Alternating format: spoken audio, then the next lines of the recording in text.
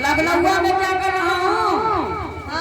लखनऊ में हम जो इंडस्ट्री विद्यालय है, मैं मुख्यमंत्रियों को और मास्टरों को पढ़ा रहा हूँ। हाँ जी, एक हमारी छोटी बहन है, उसको पढ़ाना है। तुम्हारी छोटी बहन? अपने छोटी बच्ची कहला हवा ना ना बा कहता हमारे बछवा देवता आवत है। अरे हाल पड़ा, अरे हाल पड़ा, अजय उतार दिन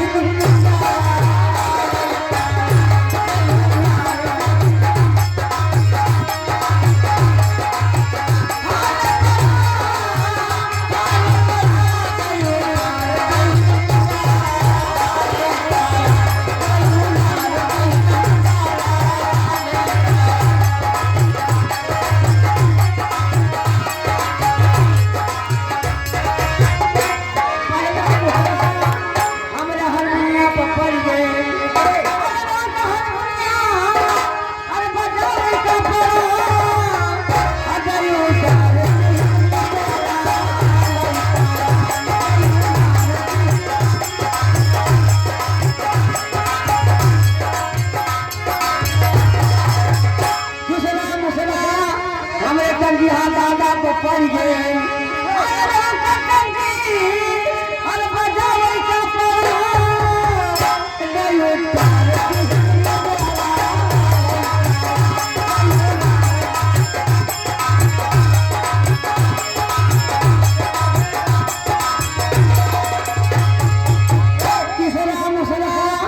हमें जियाराम भाई को पड़ गए।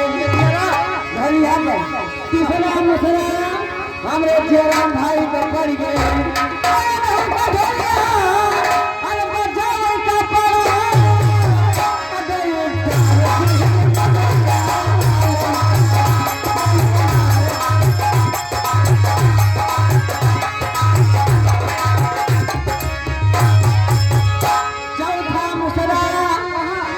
हमारी घर मालिक का पड़ गए दुल्हा के ऊपर पड़ा हुआ चौथा मुसला हमारे घर मालिक का पड़ गए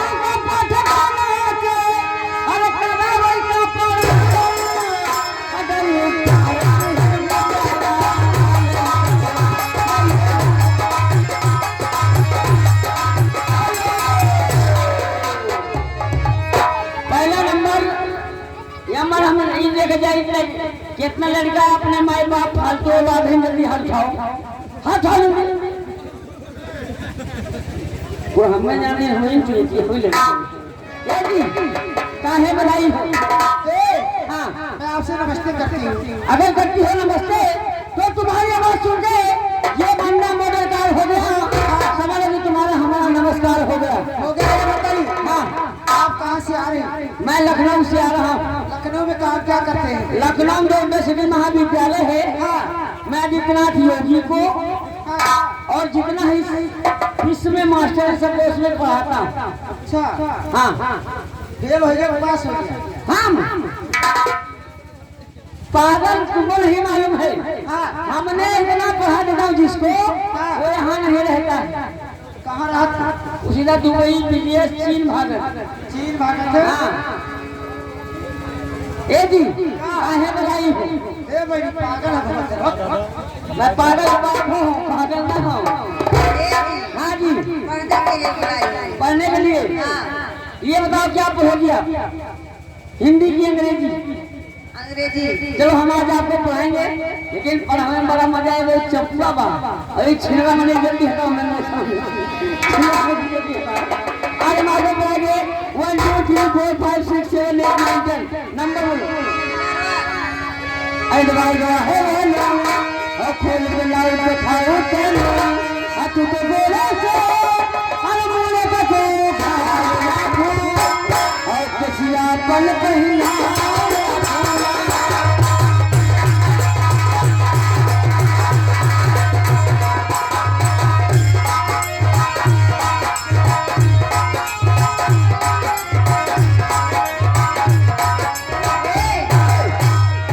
है तू और पराए पे बोला तू और घर घर दौड़ाना तू।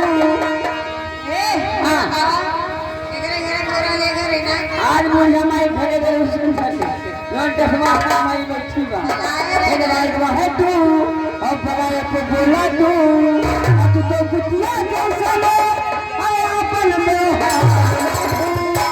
और मैं गिनती बता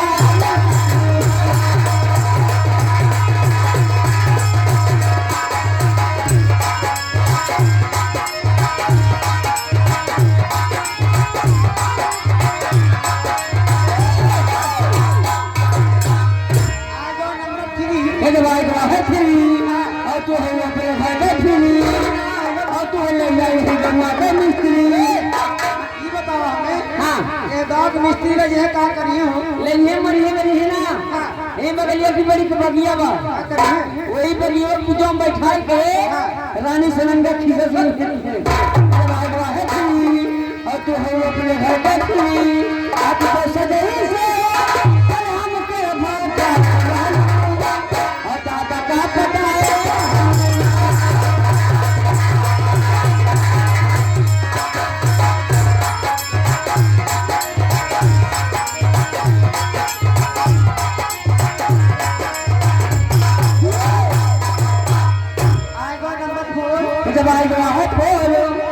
चढ़ल जवानी बाटे तेरे जवाई गला है तेरे और चढ़ल जवानी बाटे तेरे और तेरे बीवी जाते रही है तेरी लगाई चली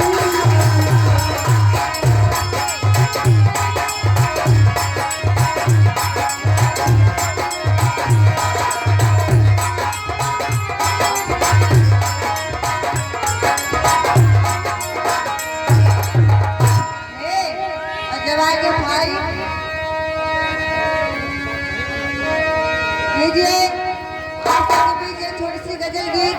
क्या है गजल में वही क्या है?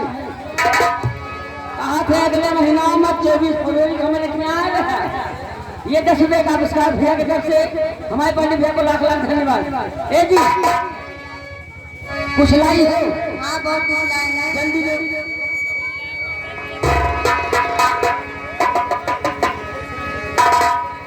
ये बहनी कहना है कि अभी जाए कि रात ढलती है और जिंदगी करवटें बदलती है।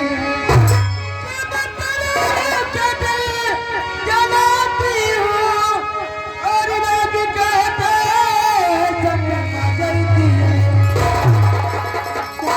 ए बहनी किरण बाला क्या बताई हो? ये बहुत खराब बात। सही भैया। अच्छा कहना है नीचे छुड़सी गजल और गाना है कि तेरे से गिला क्या करे, ओ तेरे से गिला क्या करे, जब अपने बदल गए।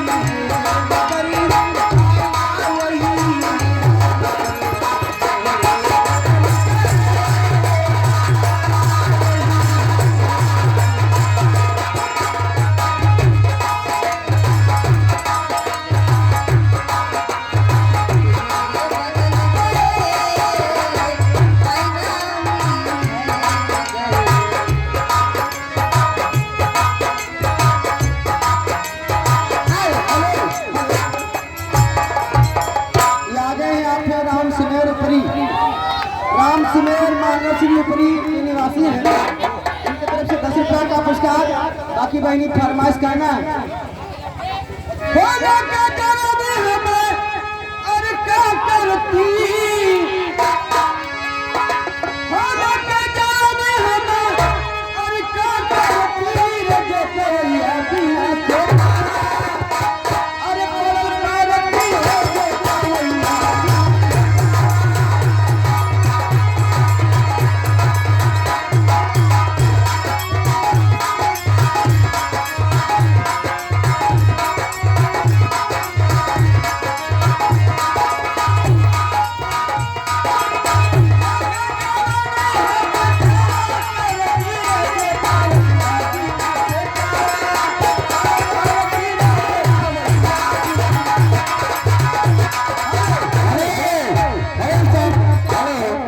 इससे पहले मैंने बोला था सुनील भाई 10 मिनट का पुरस्कार दिए थे और उनकी फरमाइश थी पूरी नहीं हुई थी, वो गाना गा दीजिए।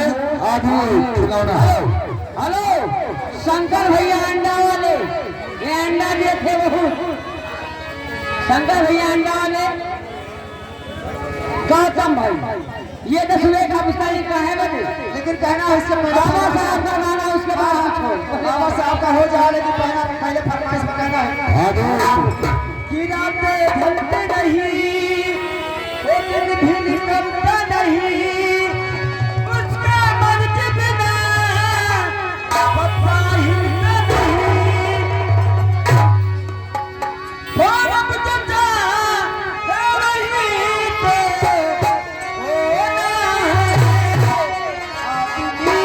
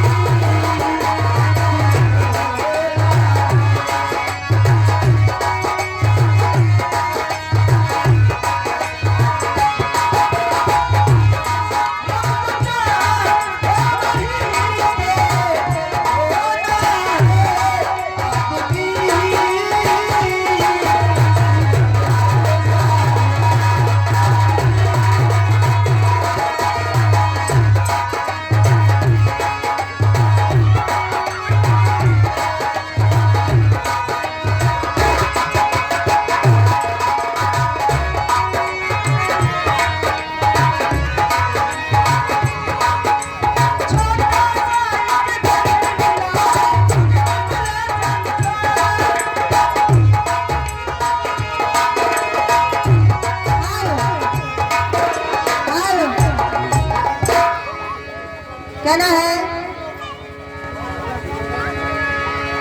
ये तड़प ये इश्क की सही नहीं जाती कि जान दे के भी दीवानगी नहीं जाती न जाने कौन सी दुनिया है वो मेरे रब्बा जहाँ से लौट के कोई सदा नहीं आती।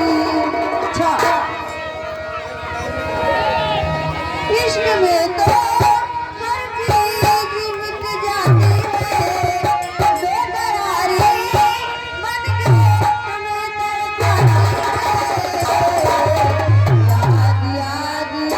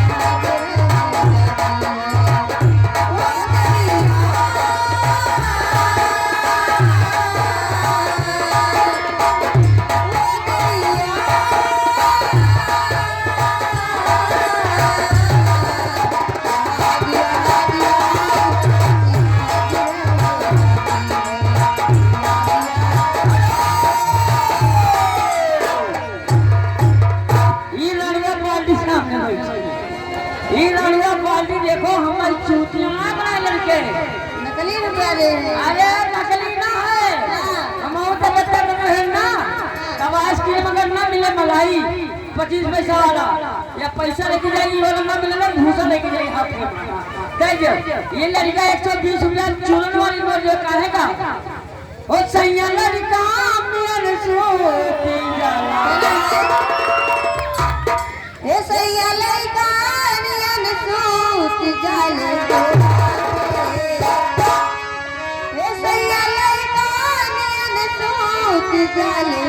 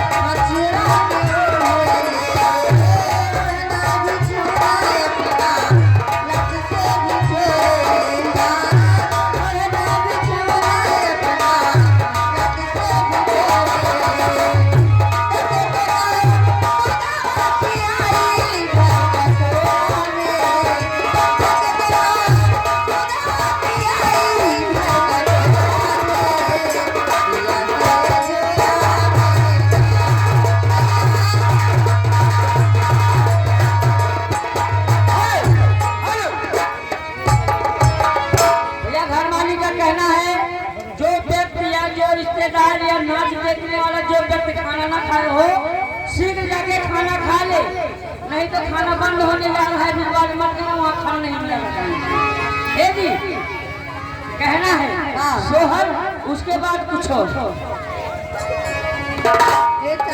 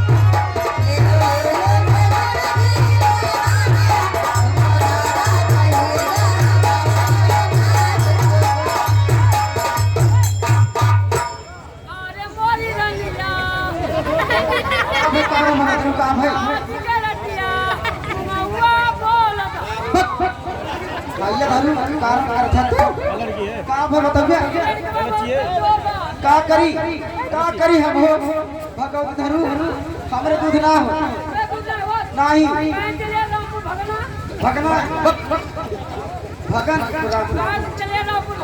का करे ए भैया धरू का हम का भैसोई का करबत तू कैसे हो 5 किलो मरला हमरा पेपला एक टाइम में 20 करना दे 20 लीटर दे जैसे लबर मैं के बाद का कैसे हम जरूरी बा पहली भैया बहुत कमजोर बा भैया के एक मास ना बा मामा भाई तेलर लड़का भैया के में छुन्नी है कहना है बहन कि हीरो हंडा लेके ये हीरो हंडा लेके लागल बा हमरा पीछे जरा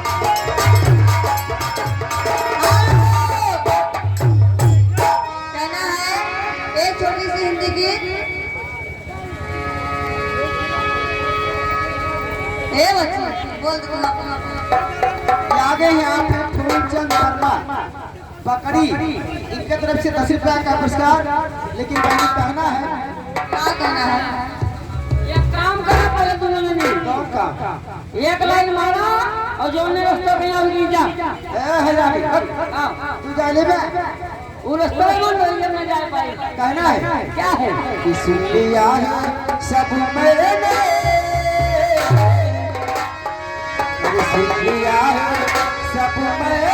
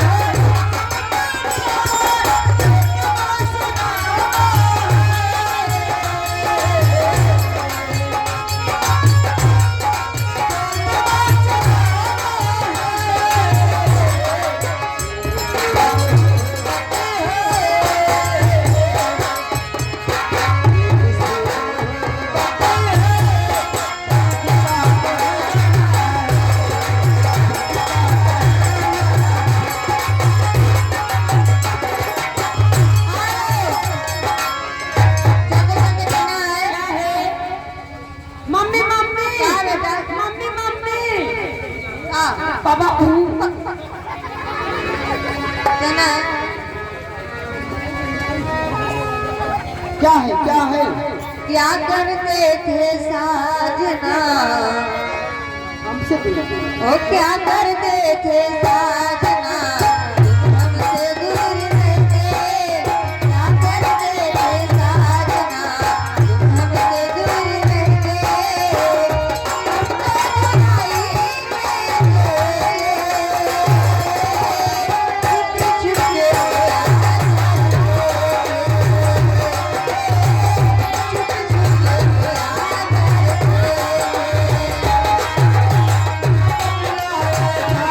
जा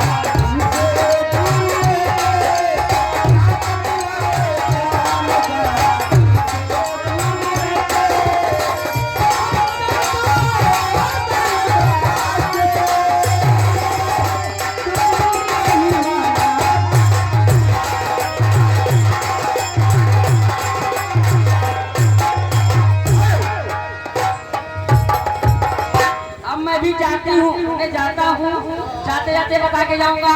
हमारी मैडम एक प्राइमरी स्कूल में पढ़ा रही थी और जैसे पढ़ाओ जा रही में 3 साल लड़का कहा मम्मी मम्मी कहीं कहा बेटा कहा मामू चलो पढ़े कहीं चल गए दूसरे पढ़े तो हम पढ़े हो पढ़त रहा पढ़त जैसे 12 बजे कर रहे मम्मी कहीं कहा बेटा कहा मम्मी कुल्ला कहीं बेटा गंदी बात तब तुमको टट्टी कदम मम्मी गाना गाओ तो मैं समझ आऊंगी आपको लेटी करा दूंगी।